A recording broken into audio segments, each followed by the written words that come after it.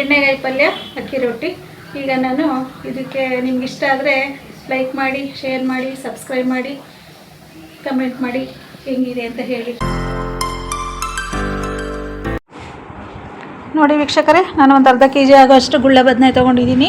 ಅದಕ್ಕೆ ಒಂಚೂರು ಸಣ್ಣಗೆ ಹೆಚ್ಕೊಂಡು ಎಣ್ಣೆಗಾಯಿ ಮಾಡಲಿಕ್ಕೆ ಒಂದು ಈರುಳ್ಳಿ ತೊಗೊಂಡಿದ್ದೀನಿ ಹುರ್ಕೊಳ್ಳೋಕ್ಕೆ, ಸ್ವಲ್ಪ ಹಸಿಮೆಣಸಿನ್ಕಾಯಿ, ಸ್ವಲ್ಪ ಶುಂಠಿ, ಬೆಳ್ಳುಳ್ಳಿ, ಒಂದು ಗೆಡ್ಡೆ ಬೆಳ್ಳುಳ್ಳಿ, ಸ್ವಲ್ಪ ಶುಂಠಿ, ಟೊಮೊಟೊ ಹಣ್ಣು ತೊಗೊಂಡಿದ್ದೀನಿ. ಇದನ್ನೆಲ್ಲ ಎಣ್ಣೆನ ಹುರ್ಕೊಬೇಕಾಗತ್ತೆ. ಜೊತೆಗೆ ಒಂದು 2 ಸ್ಪೂನ್ ಕಡಲೆ ಬೀಜ, ಹಸಿ ಕಡಲೆ ಬೀಜ, ಸ್ವಲ್ಪ 2 ಸ್ಪೂನ್ ಎಳ್ಳು, 1 ಸ್ಪೂನ್ ಜೀರಿಗೆ, ಸ್ವಲ್ಪ ಹುಣಸೆ ಹಣ್ಣು ಬೇಕಾಗುತ್ತೆ. ಸ್ವಲ್ಪ ರುಬ್ಬಲಿಕ್ಕೆ ತೆಂಗಿನಕಾಯಿ ಬೇಕಾಗುತ್ತೆ. ಹುಣಸೆ ಹಣ್ಣು ತೊಳೆದು ನೆನೆಸಿಟ್ಕೊಂಡಿದ್ದೀನಿ.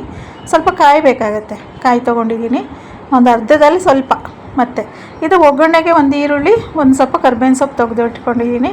ಇದನ್ನು ಮತ್ತು ಈಗ ಯಾವ ಥರ ಮಾಡೋದಂತ ತೋರಿಸೋಣ.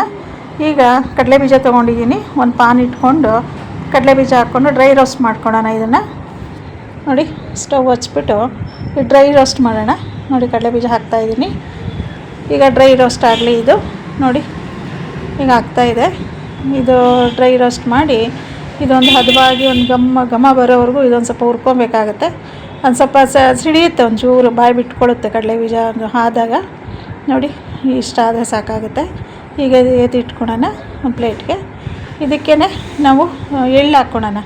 ಎಳ್ಳು ಸ್ವಲ್ಪ ಬಿಸಿ ಇದು ಪಾನ್ ಇರೋದ್ರಿಂದ ಬೇಗನೆ ಸಿಡಿದ್ಬಿಡು, ಚಟಪಟ ಅಂದಾಗ ತಕ್ಕೊಂಡ್ರೆ ಸಾಕಾಗುತ್ತೆ. ಜಾಸ್ತಿ ಹೊತ್ತೇನು ಹಿಡಿಯಲ್ಲ ಎಳ್ಳು ಉರಿಯೋದು.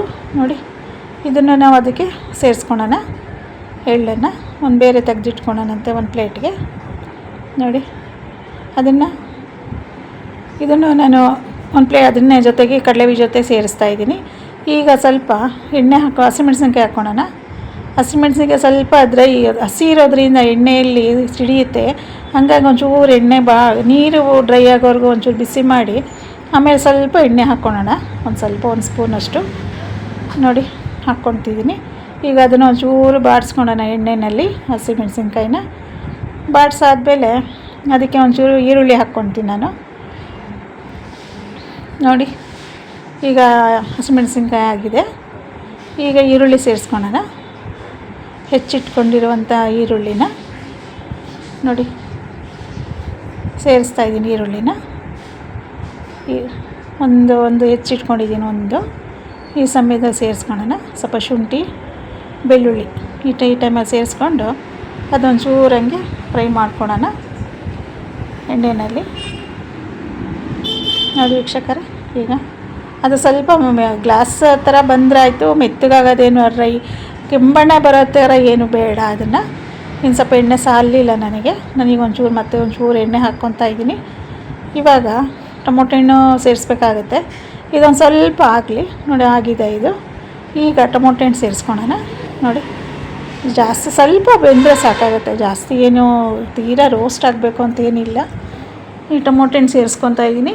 ನೋಡಿ, ಈಗ ಟೊಮೊಟೊ ಹಣ್ಣು ಸೇರಿಸ್ಕೊಂಡು ಅದನ್ನೊಂದು ಸ್ವಲ್ಪ, ಅದು ಅಷ್ಟೇ ಜಾಸ್ತಿ ಇದಾಗೋದು ಬೇಡ. ಜೊತೆಗೆ ಜೀರಿಗೆನೂ ಸೇರಿಸ್ತಾಯಿದ್ದೀನಿ. ಇದೇ ಬಾಣಲಿಗೆ ನಾನು ಬಿಸಿ ಇರೋದ್ರಿಂದ ಬೇಗನೆ ಅದು ಇದಾಗುತ್ತೆ, ರೋಸ್ಟ್ ಆಗುತ್ತೆ. ಅದೇ ಜಾಸ್ತಿನೂ ಒತ್ತು ಹಿಡಿಯಲ್ಲ. ನಾನು ಅದನ್ನು ನೋಡಿ, ಈಗ ಅದನ್ನೇ ಸ್ವಲ್ಪ ಕೈ ಆಡಿಸ್ಕೊಂಡು ಅದನ್ನು ರೋಸ್ಟ್ ಮಾಡ್ಕೊಳ್ಳೋಣಂತೆ. ಬಿಸಿ ಬಾಣಲಿನಲ್ಲೇ ಜೀರಿಗೆನೂ ಹಾಕ್ಬಿಡುತ್ತೆ ಒಂದೇ ಸರಿ ಎಲ್ಲದನ್ನು. ಜೀರಿಗೆ, ಹಸಿಮೆಣಸಿನ್ಕಾಯಿ, ಈರುಳ್ಳಿ, ಬೆಳ್ಳುಳ್ಳಿ, ಟೊಮೊಟೊ ಹಣ್ಣು, ಶುಂಠಿ ಎಲ್ಲದು ಹಾಕ್ಕೊಂಡಿದ್ದೀನಿ. ಈ ಟೈಮಲ್ಲಿ ನಾವು ಅದನ್ನು ಇಳಿಸ್ಕೊಳ್ಳೋಣ. ಪ್ಲೇಟಲ್ಲಿ ಇಳಿಸ್ಕೊಂಡು ಈಗ ಒಗ್ಗರಣೆಗೆ ಇಟ್ಕೊಳ್ಳೋಣ. ನೋಡಿ, ಈಗ ಒಂದು ಮಿಕ್ಸಿ ಜಾರ್ ತೊಗೊಂಡು ಈ ಬದನೆಕಾಯಿ ಎಲ್ಲ ಹೆಚ್ಚಿಟ್ಕೊಬೇಕಾಗತ್ತೆ. ಅದು ಆಗ್ತಾಯಿದೆ. ಇದು ಸ್ವಲ್ಪ ಸ್ಟವ್ ಕೆಡಿಸ್ಕೊಂಡು ಬದನೆಕಾಯಿ ಎಲ್ಲ ಹೆಚ್ಚಿಟ್ಕೊಂಡು ನೀರಿಗೆ ಹಾಕ್ಕೊಳ್ಳೋಣ. ಇಲ್ಲಾಂದರೆ ಕಪ್ಪಾಗಿಬಿಡುತ್ತೆ. ನೋಡಿ, ಈ ಥರ ಉದ್ದುದ್ದ ನಾನು ಹಾಕ್ತಾಯಿದ್ದೀನಿ ಸೀಳಿ. ಇನ್ನೂ ಚಿಕ್ಕದಾಗಿದೆ. ನಾನು ಉಂಡೆನೇ ಹಾಕ್ತಿದ್ದೆ ಹಂಗೆ ಇಡೀನೇ. ಬಟ್ ಇದು ಸ್ವಲ್ಪ ದೊಡ್ಡದಿರೋದ್ರಿಂದ ನಾನು ಹೆಚ್ಚಿಬಿಟ್ಟು ಸೀಳಿ ಹಾಕ್ತಾಯಿದ್ದೀನಿ. ನೋಡಿ, ಈ ಥರ ಇದಾಗಲಿ. ನೋಡಿ,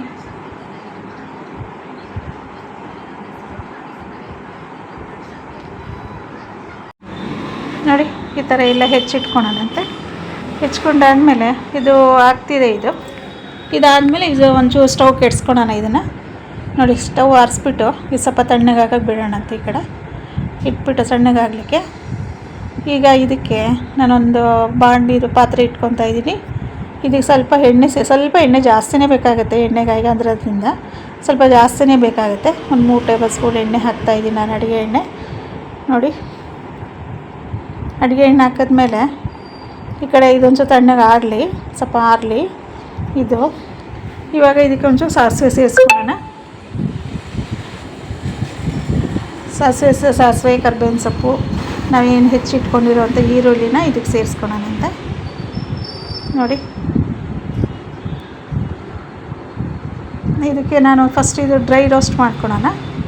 ಇದು ಮಿಕ್ಸಿಗೆ ಹಾಕ್ಬಿಟ್ಟು ನಾನು ಇದಕ್ಕೆ ನೀರು ಬೆರೆಸಲ್ಲ, ಹಂಗೆ ಡ್ರೈಲಿ ಪುಡಿ ಮಾಡ್ಕೊತೀನಿ ಫಸ್ಟು.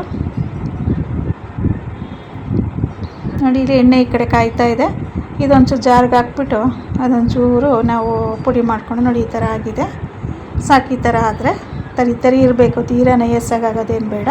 ಈ ಟೈಮಲ್ಲಿ ಇದು ಹಾಕ್ಕೊಳ್ಳೋಣಂತೆ ಮಿಕ್ಸಿಗೆ. ನಾವು ಏನು ಹುರಿದಿಟ್ಕೊಂಡಿರುವಂಥ ಈರುಳ್ಳಿ, ಟೊಮೊಟೊ, ಹಸಿಮೆಣಸಿನ್ಕಾಯಿ ಎಲ್ಲ ಇದು ಎಣ್ಣೆಯಲ್ಲಿ ಇದನ್ನು ಈ ಕಡೆ ಸೇರಿಸ್ಕೊಳ್ಳೋಣ. ಜಾರಿಗೆ ಸೇರಿಸ್ಕೊಂಡು ಅದನ್ನು ಮಿಕ್ಸಿ ಮಾಡ್ಕೊಬೇಕಾಗತ್ತೆ. ಸ್ವಲ್ಪ ಬಿಸಿ ಇರೋದ್ರಿಂದ ಒಂಚೂರು ತಣ್ಣಗಾಗಲಿ. ಸೊ ಇದಕ್ಕೆ ನಾನು ಕಾಯಿ ಸೇರಿಸ್ತಾಯಿದ್ದೀನಿ. ನೋಡಿ, ಕಾಯಿ ಮತ್ತು ತೆಂಗಿನಕಾಯಿ, ಹಸಿ ತೆಂಗಿನಕಾಯಿ ಹಾಕ್ತಾಯಿದ್ದೀನಿ ನಾನು.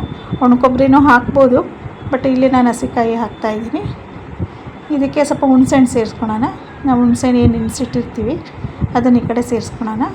ನೋಡಿ, ಸ್ವಲ್ಪ ನೀರು ಸೇರಿಸ್ಬಿಟ್ಟು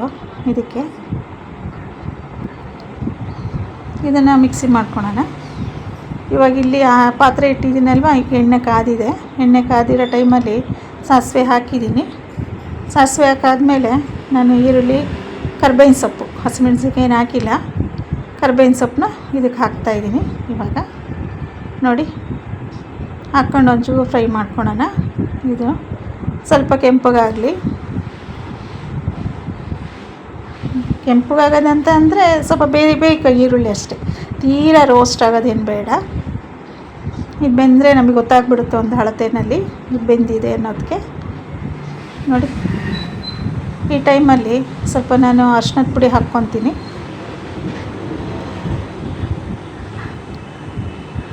ನೋಡಿ, ಹಾಕ್ತಾಯಿದೆ ಇದು.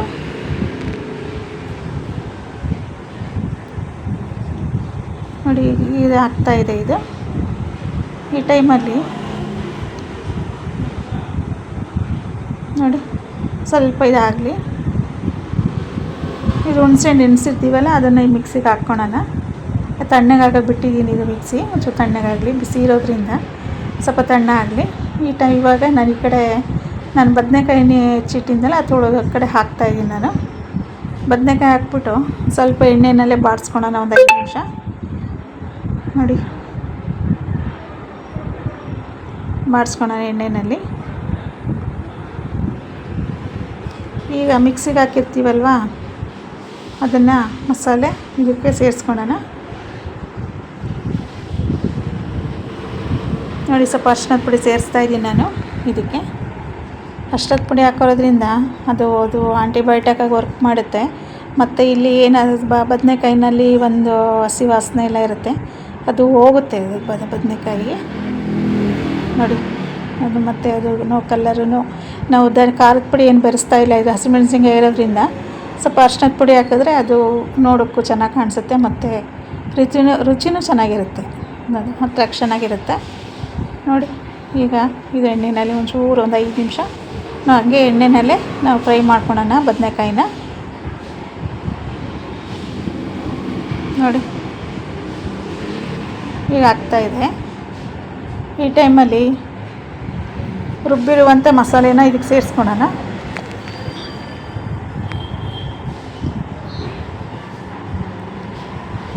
ನೋಡಿ,